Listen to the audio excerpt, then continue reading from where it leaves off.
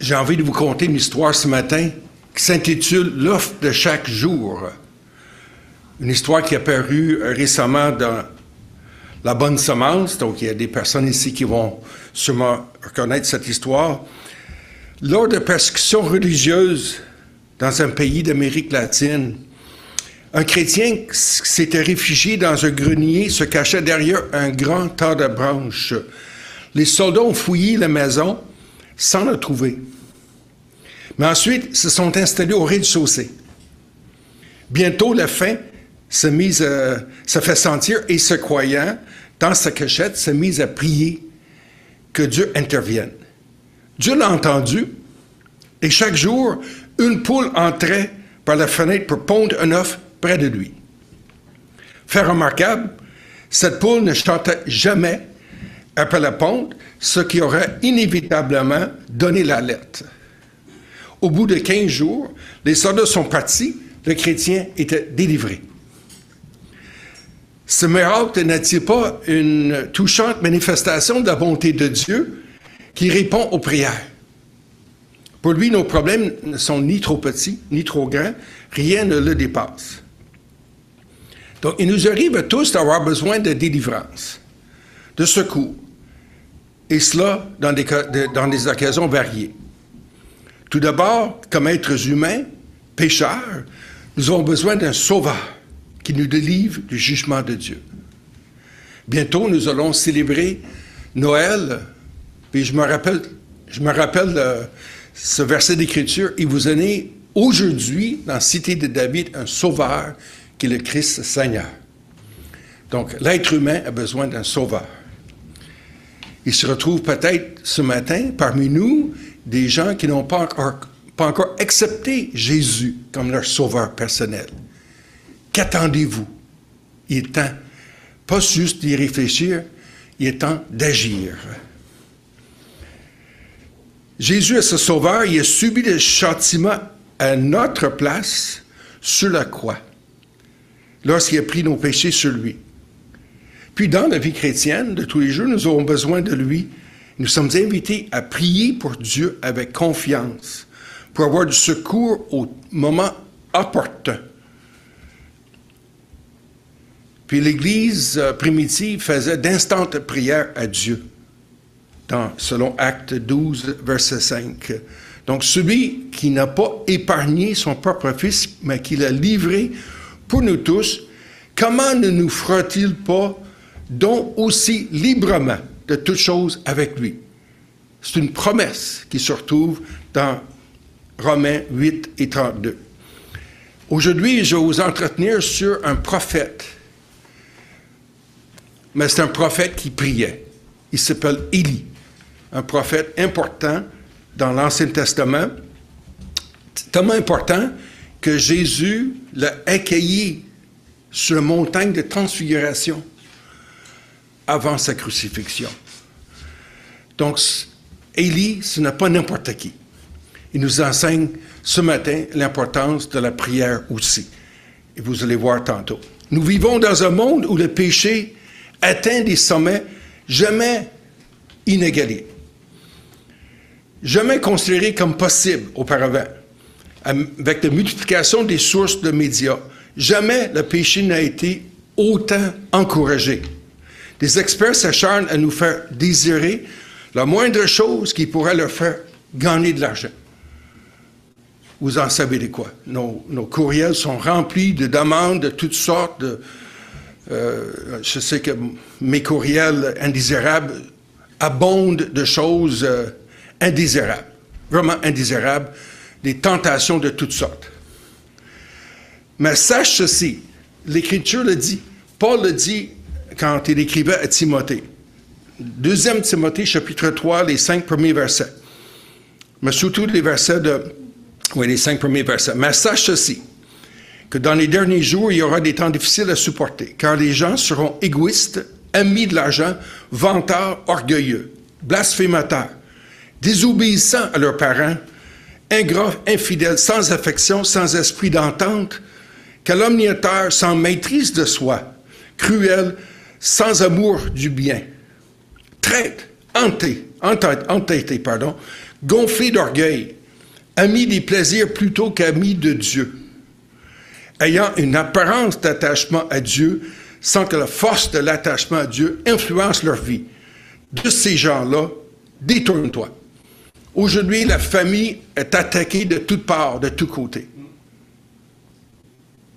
On n'a pas besoin de faire beaucoup d'explications pour comprendre que, oui, la famille est attaquée et l'unité de la famille est pourtant essentielle dans une société prospère, une société, pas juste une société qui honore Dieu, mais une société qui a l'avenir. Et dès qu'une société est attaquée de toutes parts, de tous côtés, au niveau de la famille, c'est le début de la fin. Donc, nous en sommes là maintenant, et les versets que je vous ai lus dans 2 Timothée indiquent ça très clairement. Le serpent était le plus rusé de tous les animaux des champs. Il a pris des moyens pour amener Ève à la convoitise et à mettre la parole de Dieu en question lorsqu'il a affirmé « Dieu a-t-il réellement dit ?» Est-ce qu'il y a quelqu'un ici ce matin qui se demande « Dieu a-t-il réellement dit ?» Vous écoutez la parole de Dieu, mais vous avez de sérieux doutes sur la véracité de la parole de Dieu. Donc vous le dites peut-être pas à haute voix, mais vous le dites à voix basse, Dieu a-t-il réellement dit? Donc le même serpent qui a séduit nos parents il y a des millénaires, nous séduit encore aujourd'hui et nous fait raisonner en nous-mêmes.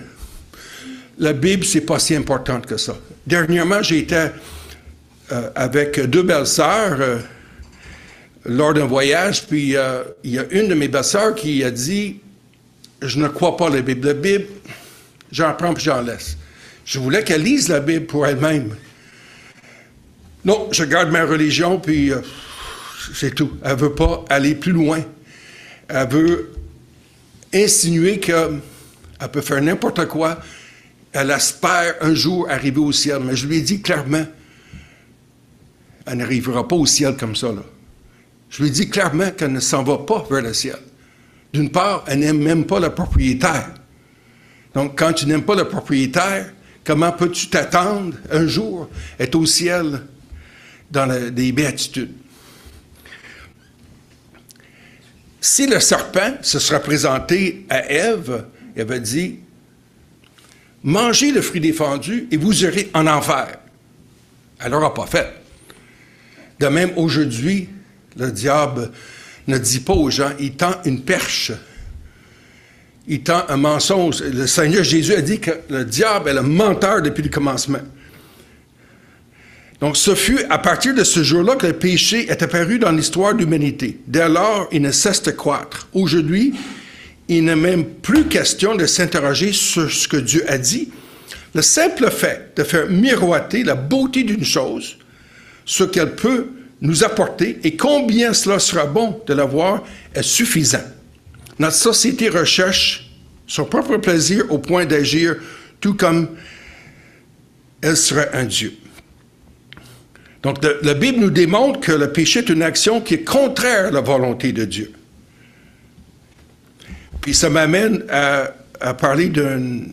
Vous apportez une autre histoire que j'ai vue ce matin, que j'ai lue ce matin, à propos d'une croix indestructible. Sur la côte chinoise, au sommet d'une colline dominant la région de Macao, une gigantesque cathédrale a été érigée au début du 17e siècle par les Portugais. Mais en 1835, un typhon a provoqué un énorme incendie qui a ravagé cet édifice, ne laissant qu'une façade dominée par une croix. Cette façade est impressionnante. Il semble à première vue faire partie d'un bâtiment magnifique. Mais en réalité, il n'y a que le vide derrière ce mur qui s'apparente plus à un décor qu'à un édifice solide. Donc, vous avez l'image. Une façade, une croix qui est érigée et derrière, rien du tout. La mer, souvent enregistre à ce point de la côte, a provoqué de nombreux naufrages, mais la grande croix, facile à repérer, a servi de signal à bien des marins en péril. Elle les a guidés vers le refuge et le salut. C'est une image saisissante de ce qui se passe aujourd'hui. L'état actuel de la chrétienté est en ruine, tout comme la cathédrale est en ruine. Cependant, il reste ce témoignage d'un fait unique dans l'histoire de l'humanité. Une croix sur laquelle le Seigneur est mort. La croix a de l'importance. Il y a un chant qui dit « La croix me sera toujours chère ». C'est un magnifique chant. « La croix me sera toujours chère ». Une croix visible de tous les naufragés de la vie et qui peut faire miracle toujours pour les conduire au salut. Donc ce matin, si vous n'êtes pas sauvé, si vous n'avez pas encore fait ce pas vers le Seigneur Jésus, je vous encourage, je vous recommande fortement non seulement d'y penser, mais de le faire. Le Seigneur vous demande de venir vers lui dans la repentance et la foi. Parce que sans la foi, il est impossible de lui être agréable. Donc faites-le dès aujourd'hui.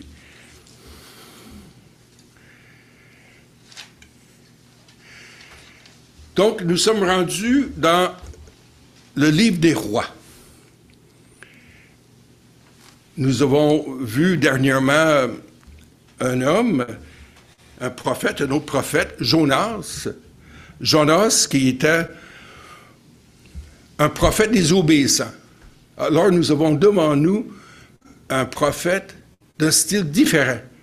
Oui, un prophète, mais un prophète qui prie, et qui n'a pas besoin d'être envoyé dans la mer dans une mer orageuse, puis d'être avalé par un grand poisson pour apprendre que Dieu veut se servir de lui. Donc Dieu se sert de circonstances, c'est vrai. Dieu se sert de nous, puis quand le croyant est obéissant, Dieu n'a pas besoin de parler si fort que dans le cas de Jonas. Donc, après la mort de Salomon, le royaume d'Israël est divisé en deux parties. Il y a Israël au nord et Juda au sud. L'histoire d'Élie commence 60 ans après cette division. Durant cette période, 7 rois se succèdent dans le royaume d'Israël. Puis ici, vous avez une liste des rois. Il y a Jéroboam qui fait pécher Israël avec les veaux d'or.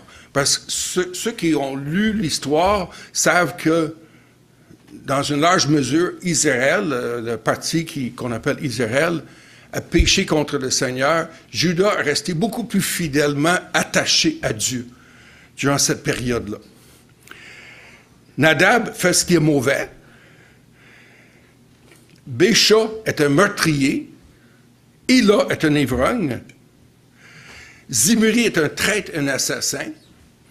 Omri est encore plus mauvais que ses prédécesseurs. Akab, pire que tous, est encouragé à mal agir par sa femme Jézabel. Sous son règne, le culte à l'Éternel disparaît complètement et l'idolâtrie devient généralisée sous son règne. Les veaux d'or sont adorés dans plusieurs villes. Les prophètes de Baal exercent publiquement leur idolâtrie. Donc, ce qui devait se faire normalement en cachette, ou ce qui aura pu se faire en cachette, se fait au grand jour. Puis, la parole de l'Éternel est non seulement négligée, mais on refuse publiquement d'adhérer à la parole de Dieu et de le suivre.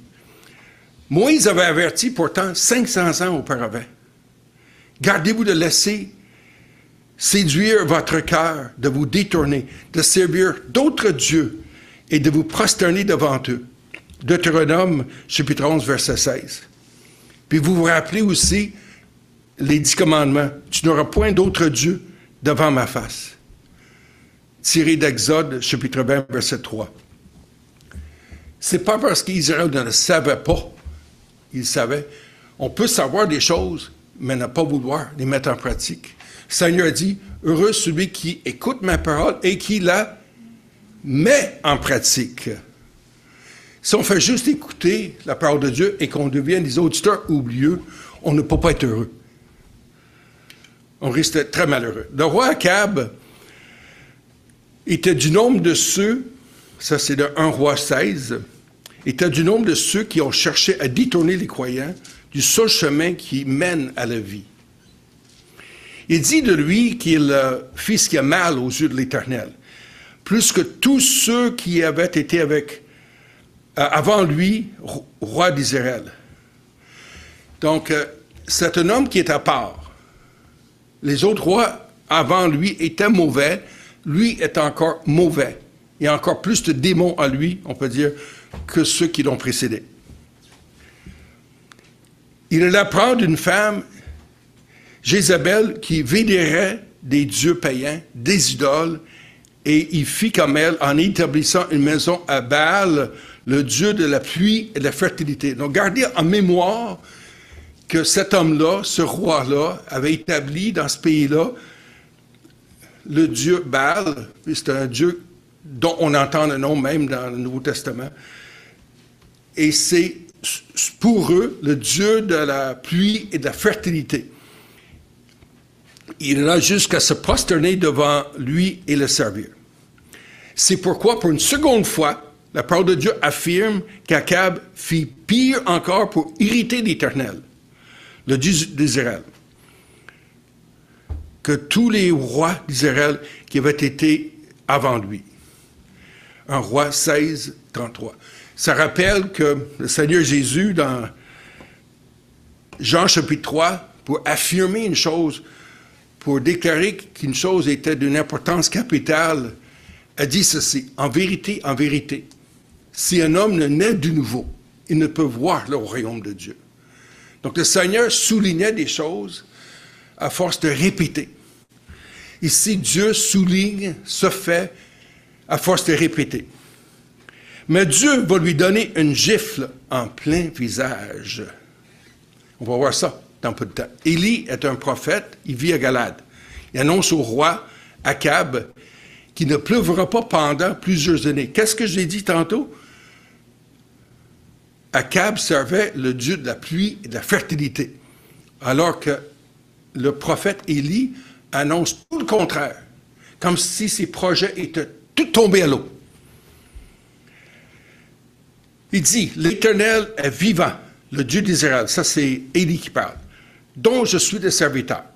Il y aura des années, il n'y aura ces années ni rosée, ni pluie, sinon à ma parole. 1 Roi, chapitre 7, verset 1er. Ni pluie, ni rosée. Donc, des conditions extrêmement désertiques. Akab s'était tourné vers le Dieu de l'orage et de la fertilité, et voilà que son Dieu allait se retrouver impuissant dans les choses pour lesquelles il était vénéré. Donc, quand j'ai dit une gifle en plein visage tantôt, c'est dans toute une. Quelle est la source de cette puissance prophétique? En passant, tantôt, la photo, c'est une photo du pays de Galade. Donc, c'est un pays que connaissait intimement Élie parce qu'il venait de ce coin du globe-là. Quelle est la source de cette puissance prophétique? Elle vient des nombreuses prières qu'il a faites à Dieu. Donc, ce matin, on va mettre un peu d'emphase sur la prière. D'ailleurs, c'est pour ça que j'ai choisi, à la fin de mon message, que nous chantions le chant assez bien connu, « Entre tes mains, j'abandonne tout ce que j'appelle le mien ». Il n'y a pas de mention qu'il a prié dans le chapitre 7 du livre des rois, et pourtant l'apôtre Jacques nous le dit. Il le confirme en disant « Élie pria avec instance pour qu'il ne pleuve pas. Il ne tomba point de pluie sur la terre pendant 3 ans et 6 mois. » Jacques 5, verset 17. En plus, Élie n'a pas peur de parler au roi. Même si le roi était des kilomètres de lui au point de vue de point de vue de mentalité, il n'a pas peur de parler au roi parce qu'il sait que Dieu le protège. Il aborde les gens de façon directe, ne tourne pas autour du pot et ne mange pas ses mots. Donc, il ne cherche pas non plus à assurer c'est ça. Le Seigneur lui dit de parler, alors il parle. Ses paroles sont simples. Il parle de façon directe et ne mâche pas ses mots.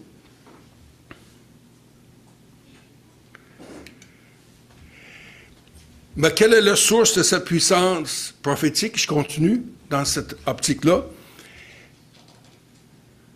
Il n'a pas été mentionné qu'Élie avait reçu l'instruction de la part de Dieu pour parler en son nom. Mais le fait qu'Élie se tenait dans la présence de Dieu vivant souligne qu'il connaissait la volonté de son Dieu.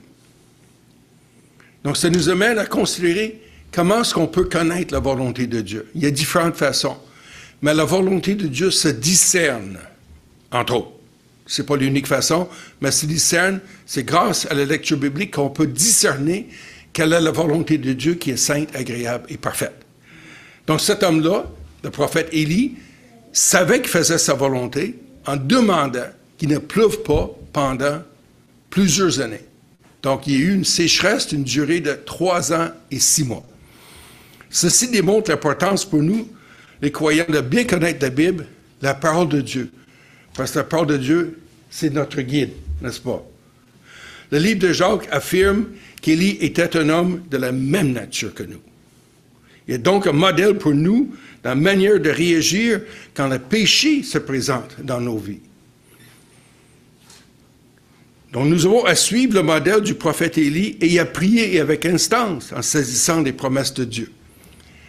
Parce que vous savez que le péché vous éloigne de Dieu, la prière vous rapproche de Dieu, et la prière va effectivement vous empêcher de pécher. C'est important de prier. Vous vous souvenez de cette histoire, il y avait Jésus qui était dans le jardin de Gethsémani, en train d'entamer la période la plus difficile de son existence. Il dit, « Père, si cela est possible, que cette coupe s'éloigne de moi, mais que ma volonté ne se fasse pas, mais la tienne. » Puis il est revenu vers les disciples, il les a trouvés endormis. Pourtant, il leur avait dit, « Priez pour ne pas que vous tombiez en tentation. » Ils n'ont pas su l'écouter.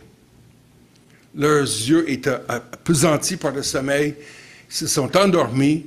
Pourtant, Pierre avait dit, « Quand même que tous t'abandonneraient, je ne pourrais jamais t'abandonner. » Mais il a fait exactement le contraire. Il a abandonné le Seigneur. Donc, tous les disciples se sont enfuis. Tous l'ont abandonné. Donc, nous avons dans Élie un modèle à suivre. Être un chrétien sans prier n'est pas plus possible qu'être en vie sans respirer. Je répète cette phrase-là. Je ne sais pas qui est à l'origine de cette phrase-là, parce qu'il y a différentes possibilités. Ça fait que, sans les énumérer, je vais juste répéter la phrase. Être un chrétien sans prier n'est pas plus possible qu'être en vie sans respirer. C'est dit à propos des premiers croyants. On parle de l'Église primitive. L'Église a su tout début, après le jour de Pentecôte. Actes chapitre 2, des versets 42 et 43, et je cite ces 2 versets. Ils persévéraient dans l'enseignement des apôtres, dans la communion fraternelle, dans la fraction du pain et dans les prières. La crainte s'emparait de chacun. Il se faisait beaucoup de prodiges et des miracles de la part des apôtres. Puis moi, je dis, cette phrase vient de moi, la prière est donc le poumon de l'Église et du chrétien. La prière est donc le poumon de l'Église et du chrétien. Les réunions de prière sont précieuses, autant pour l'Église dans son ensemble que pour les croyants qui y participent. Je m'étonne cependant qu'il y a beaucoup plus de monde le dimanche que lors des réunions de prière. Hier, j'ai jasé avec une dame, en fait, c'est une cousine qui a eu 75 ans. C'est une fidèle servante du Seigneur depuis des années. Elle s'est convertie même avant moi, probablement, donc ça doit faire au-dessus de 60 ans qu'elle connaît le Seigneur Jésus comme son sauveur. Puis Puis c'est une personne qui est toujours fidèle à son assemblée, depuis des années. Puis un jour, il est arrivé un frère qui est reconnu parmi les assemblées, puis il a fait exprès. Il n'a pas voulu s'annoncer. Il est venu un mercredi soir sans s'annoncer, parce qu'il voulait voir qui étaient les vrais fidèles, les vrais guerriers de la prière. Donc il est venu. C'est sûr que si c'était annoncé d'avance, il y aurait eu plus de monde. Mais non, il voulait voir ceux et celles qui étaient vraiment fidèles et ancrés dans la prière. Donc la respiration utilisée comme métaphore rend bien ce que la prière devrait être. Elle nous rappelle que la prière est essentielle à notre existence, car respirer est nécessaire dans tout ce que nous faisons. C'est vrai, même on respire inconsciemment, mais arrêtons de respirer, ne serait-ce que pour 2 ou 3 minutes, puis ce sera différent. La prière est fondamentale et vitale. La prière est liée à la fois à notre existence présente et à notre endurance perpétuelle. Donc, on prie pour le temps présent, mais aussi on prie pour le futur. Je suis content ce matin que notre frère ait prié pour moi. Puis merci à tous ceux et celles qui ont prié pour moi. Parce que dans le fond, je veux que vous entendiez la voix du Seigneur ce matin. C'est ça qui est important. Prier, c'est respirer. Il n'existe pas de meilleure métaphore de ce que la prière devrait être pour le chrétien. La région de Galade, que connaissait notre ami Élie, il y a une question qui se pose. Comment réagissons-nous si Dieu nous demande de parler de lui autour de nous? Est-ce qu'il nous demande? Oui, il demande aux croyants de s'identifier à lui et d'être son ambassadeur. Puis pourtant, on dit, je n'ai pas de formation d'évangéliste. C'est vrai pour la plupart d'entre nous. Nous n'avons pas nécessairement eu une formation d'évangéliste. Élie n'en a pas non plus. Pourtant, Élie a effectué une mission. Il a entrepris une mission, puis l'a menée à terme. Peut-être que vous vous dites, je m'exprime mal en public. Élie non plus n'a pas de grande élocution. Nous n'aurions peut-être pas choisi Élie pour parler au roi, et pourtant il a excellé dans ce domaine-là. Il a mené à bout cette mission. Élie se tient devant l'Éternel, il écoute ce qu'il a à lui dire, et il obéit. C'est une chose que d'écouter, une autre chose que d'obéir. Il faut d'abord savoir écouter. J'ai dit dernièrement à une de mes belles-sœurs qui aime énormément parler, et j'ai dit, il faut savoir écouter. Je lui ai dit, on n'apprend jamais rien quand on parle. C'est quand on écoute ou quand on lit qu'on peut comprendre de quoi, n'est-ce pas? Donc Dieu lui dit, pars d'ici. Il part. 1 Roi, chapitre 17, verset 4. Lève-toi, il se lève. 1 Roi, chapitre 17, verset 9. Ensuite, présente-toi devant Akab, il y va. 1 Roi, chapitre 18, verset 1er. Donc, ce sont des exemples où Élie a démontré qu'il était obéissant. C'est tout le contraire de ce que nous avons vu dans le prophète Jonas. Jonas qui était très désobéissant. Il a fallu qu'il se fasse taper sur la tête avant d'obéir. Élie n'a pas de la même trempe que lui. Si nous nous approchons de Dieu, il va nous parler, nous guider et nous conseiller. Approchons-nous de Dieu pour qu'il nous parle, parce que Dieu veut nous parler. C'est sûr qu'il veut nous parler. Et mon souhait, mon désir ce matin, ma prière même, c'est que Dieu nous parle ce matin, qu'il nous guide et qu'il nous conseille. Élie à Kérith. Ce n'est pas le moment pour Élie de parler devant tout le peuple. Ce n'est pas encore le moment venu, ça va venir. En passant, le nom le nom Élie signifie « Mon Dieu est l'Éternel ». Parce que souvent, les noms dans l'Ancien Testament avaient une signification. Mon nom est l'Éternel. Mon Dieu est l'Éternel. Mon Dieu est l'Éternel. Il doit d'abord faire l'expérience de solitude dans la région de Kérit. Découvrir sa propre faiblesse et découvrir la grande puissance de Dieu. Ça nous rappelle nécessairement l'apôtre Paul. Il y avait Saul de Tarse qui s'est converti. Actes chapitre 9. Après sa conversion, cet homme très religieux a dû réapprendre à connaître Dieu. Il pensait connaître Dieu auparavant, mais il ne le connaissait pas vraiment. Puis même, il a constaté qu'il travaillait pour anéantir le Christ qui voulait le sauver, qui était mort en croix pour lui. Il faut y réfléchir. Donc, Paul a passé du temps dans le désert de l'Arabie pour apprendre à connaître son Dieu. De la même façon, Élie va prendre du temps pour connaître son Dieu. L'Éternel l'envoie à Kérit pour le protéger d'Akab et pour le former. Que fait Élie? Il partit et fit selon la parole de l'Éternel. Il est là s'établir près du torrent de Kérit, qui est en face du Jourdain. 1 Roi, chapitre 17, verset 5. C'est possiblement une photo du torrent en question, près du Jourdain.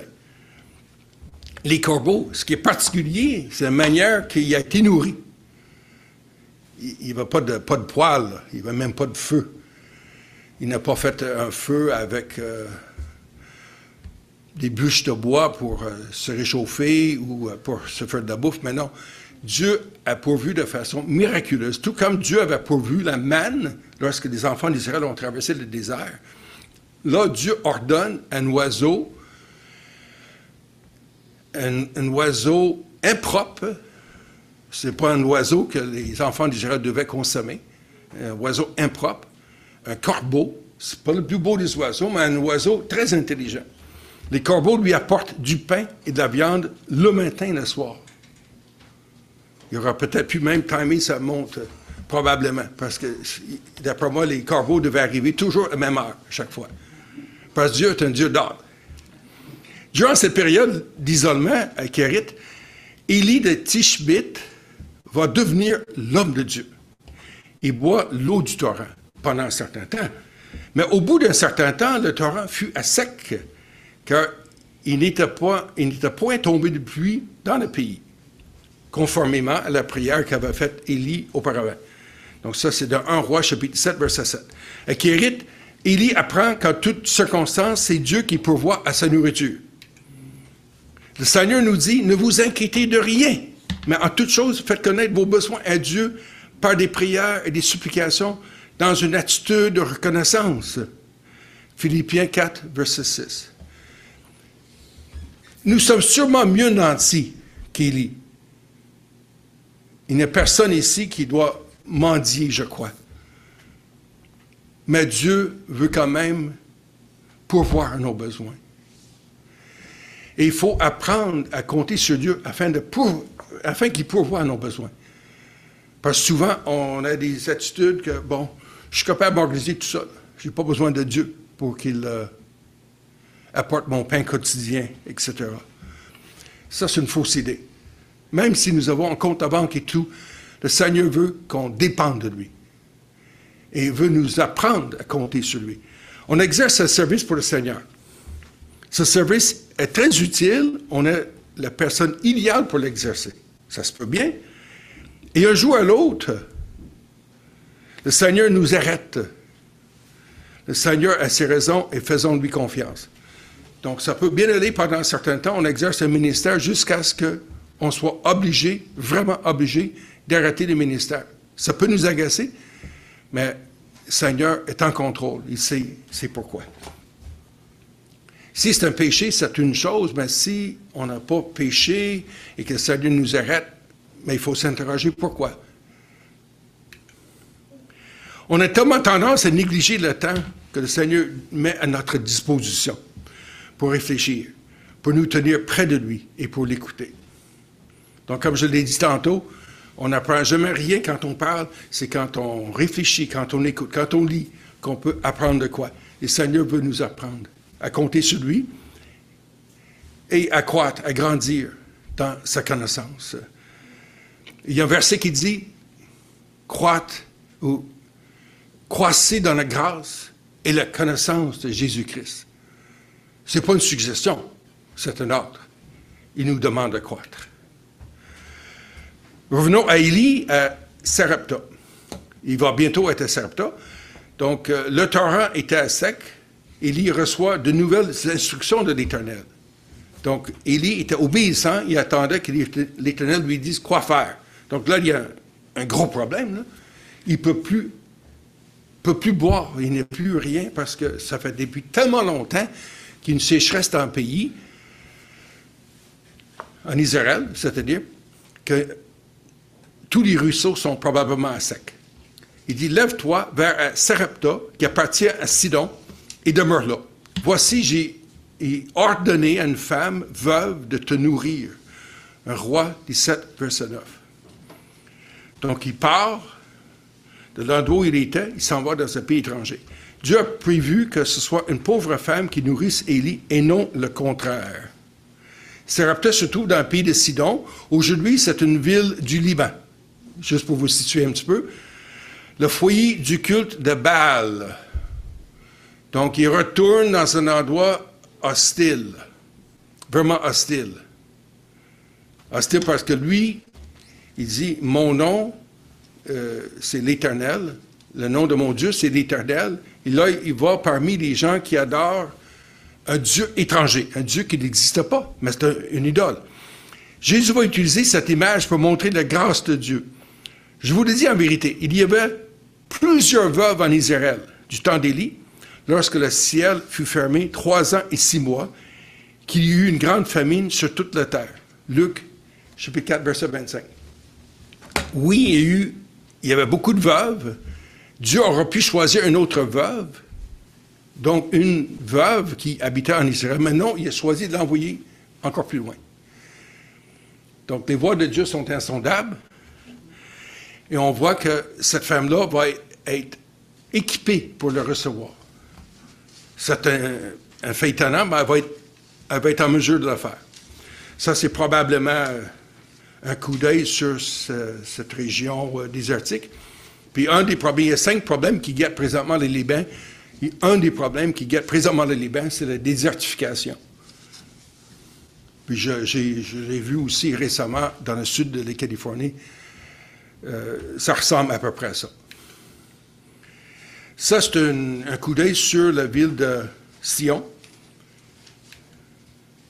une ville qui existe aujourd'hui. Le Seigneur assimile ce message à l'Évangile communiqué aux nations en dehors d'Israël. Donc, Dieu, dans le fond, il aime tout le monde, pas juste son propre peuple. On sait que Dieu avait choisi le peuple d'Israël pour apporter des actes de Dieu. Néanmoins, Dieu a été allé plus loin que ça. Lorsque le peuple d'Israël s'est refermé, Paul a dit, maintenant, je me retourne vers les païens. Donc, Dieu a voulu intégrer les païens, au même titre que le peuple d'Israël, pour qu'on puisse avoir son merveilleux salut. Donc, une question peut se poser, est-ce qu'on est prêt à répondre à un ordre similaire? Aller dans un pays étranger, c'est pas tout le monde qui peut le faire, puis Dieu ne demande pas non plus à tout le monde de le faire, mais ça peut arriver. Marcher 150 km sous le soleil dans un pays où règne la famine, c'est pas rien. Il n'a pas pris de voiture ni de chameau, là. Il a dû marcher. Traverser le pays à découvert, tout en étant recherché par quelqu'un qui nous veut du mal. Il y va à Sarepta. En entrant dans la ville, il voit une femme qui ramasse du bois. Il lui demande un peu d'eau. Et elle alla en chercher, elle l'appela de nouveau et dit, « Apporte-moi » Élie l'appela de nouveau et dit, « Apporte-moi, je te prie, un morceau de pain dans ta maison ou dans ta main. » 1 Roi, chapitre 7, verset 11. Il lui demande de lui faire d'abord un gâteau, puis d'en faire pour elle et son fils. chose impossible pour elle. Elle ne pouvait vraiment pas faire ça. Elle répond, l'Éternel, ton Dieu. Pas mon Dieu, ton Dieu. Est vivant.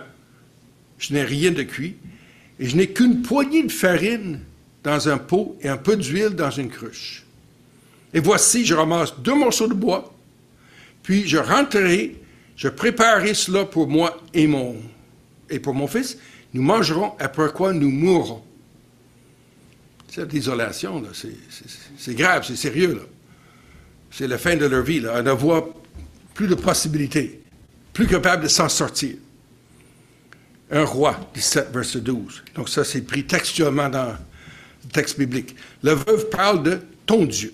La seule espérance qu'elle a se trouve dans un petit peu de farine et cette huile précieuse qu'elle possède en quantité très limitée. Et lui, il fait alors une promesse. Donc, Élie va s'avancer, faire une promesse. Mais pas une promesse qui vient de lui, car ainsi parle l'Éternel, le Dieu d'Israël. Elle venait de lui dire, ton Dieu, mais c'est vrai, c'était son Dieu.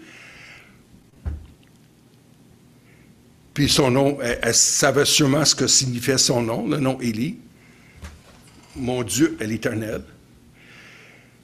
La farine qui est dans le pot ne manquera point, et l'huile qui est dans la cruche ne diminuera point, jusqu'au jour où l'Éternel fera tomber de la pluie sur la face du sol.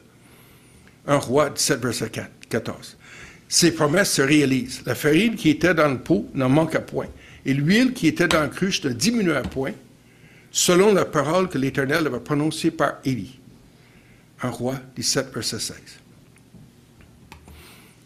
C'est en obéissant à Dieu que cette femme a mis sa dernière poignée de farine à disposition d'Élie. Donc, au lieu de s'écouter, elle a mis cette petite poignée de farine à disposition d'Élie. Ensuite, il y a eu la multiplication de la farine et de l'huile pendant 12 mois. Donc, la foi dans son Seigneur va entraîner son intervention miraculeuse dans sa vie. C'est la même chose pour nous, hein? Remarquons que Dieu donne à la femme suffisamment de pain pour chaque jour, mais aucune réserve n'est possible. Vivons quotidiennement près du Seigneur. Les bénédictions que nous avons reçues hier ne suffisent plus aujourd'hui. Ça en prend de nouvelles bénédictions aujourd'hui. Les bénédictions et les bienfaits que le Seigneur nous accorde aujourd'hui ne suffiront pas pour demain. Donc le Seigneur est fidèle, il peut continuer à nous bénir, à nous donner des bienfaits. C'est pour ça qu'il y a un petit chant qui dit « Compte les bienfaits de Dieu, mets-les tous devant tes yeux, et tu verras qu'en adorant, combien le nombre en a grand. » Donc confions-nous chaque jour en lui, faisons-lui entièrement confiance. Il nous donnera alors, comme à la veuve, ce dont nous avons besoin, selon le timing et la mesure fixée par lui. Donc, le timing, c'est au moment opportun. Il va nous donner ses bienfaits et selon la mesure ou la quantité qu'il nous faut. Je vais terminer avec cette courte histoire sur le fils de la veuve de Sarepta. Le fils de la veuve de Sarepta devient malade. La maladie est si violente qu'il ne reste plus en lui de respiration. J'ai dit au début que la respiration, c'est une métaphore pour dire que la prière est tellement essentielle. Mais ce jeune homme-là, je ne sais pas quel âge qu'il avait, n'avait plus de respiration en lui, donc plus aucune vie possible. Élie prend l'enfant, le monte dans sa chambre haute, il le couche sur son lit, il prie ensuite l'Éternel et dit, « Mon Dieu, est-ce que tu affligerais au point de faire mourir son fils, même cette veuve chez qui j'ai été reçu comme un hôte? » 1 Roi, chapitre 17, verset 20. Élie reconnaît ainsi qu'il n'a aucune puissance. Même s'il semble être quelqu'un qui est proche de Dieu, puis c'est vrai qu'il est proche du Seigneur, la puissance ne vient pas de lui, c'est un homme de prière. Un homme qui a vu, qui a compris l'importance de la prière. s'il y aurait eu une réunion de prière, je suis certain qu'Élie aurait été là. Il n'aura pas manqué. Par contre, par la prière, il fait appel à la puissance de Dieu. La prière est à notre disposition, utilisons-la. Élie se penche 3 fois sur le corps de l'enfant. Élie s'étendit 3 fois sur l'enfant. Fit appel à l'Éternel et dit, « Éternel, mon Dieu, je t'en prie, que l'âme de cet enfant revienne en lui. » 1 Roi 17, 21. Quelle position bizarre. Un observateur l'aurait pris pour un fou, peut-être, probablement.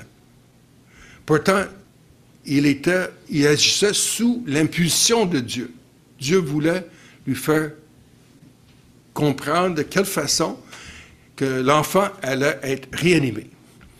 Ne critiquons pas les manières de faire de notre enfant de Dieu, à moins que l'enfant de Dieu agisse vraiment dans le péché. Il se pourrait que quelqu'un agisse différemment par rapport à notre conception de la vraie façon de faire les choses. Néanmoins, il est bien possible que Dieu lui a dit de faire ainsi. Donc, il faut faire attention quand on apporte des critiques aux autres. Donc, l'Éternel entend la prière d'Élie et redonne la vie à cet enfant. Élie le prend et le donne à sa mère. Et la femme dit à Élie, « Je reconnais maintenant que tu es un homme de Dieu et que la parole de l'Éternel dans ta bouche est vérité. » 1 Roi 17, verset 24. Élie ne retire aucune gloire personnelle de ça. Puis ça, c'est important. Élie a fait une grande chose, c'est un miracle incroyable qui s'est produit, mais Élie ne s'est pas félicité pour ça. Il a rendu toute la gloire à Dieu. La femme a pu observer son comportement et elle peut maintenant louer Dieu. Donc, elle était hésitante. Quand elle a connu Élie, elle a dit « ton Dieu ». Elle ne s'associait pas beaucoup à l'Éternel. Maintenant, elle comprend la puissance de l'Éternel. Elle a observé. Jésus dit, celui qui parle de son chef cherche sa propre gloire. Mais celui qui cherche la gloire de celui qui l'a envoyé, celui-là est vrai, il n'y a point d'injustice en lui. Jean 7, verset 18. Le Seigneur Jésus avait certainement une réputation à défendre, mais il cherchait toujours à glorifier Dieu. Celui qui m'a vu a vu le Père, a-t-il dit. Donc le Seigneur ne cherchait pas à se faire une vaine gloire. Donc nous allons arrêter là, parce qu'il y a bien sûr d'autres sujets importants dans l'histoire d'Élie, mais le temps a passé, puis je vous remercie d'avoir fait preuve de bonne écoute ce matin. C'est grandement apprécié. Je remercie aussi Luc qui m'avait demandé récemment, j'étais en Californie, il m'a envoyé un message demandant que j'apporte la parole ce matin. Donc, que Dieu soit loué parmi nous.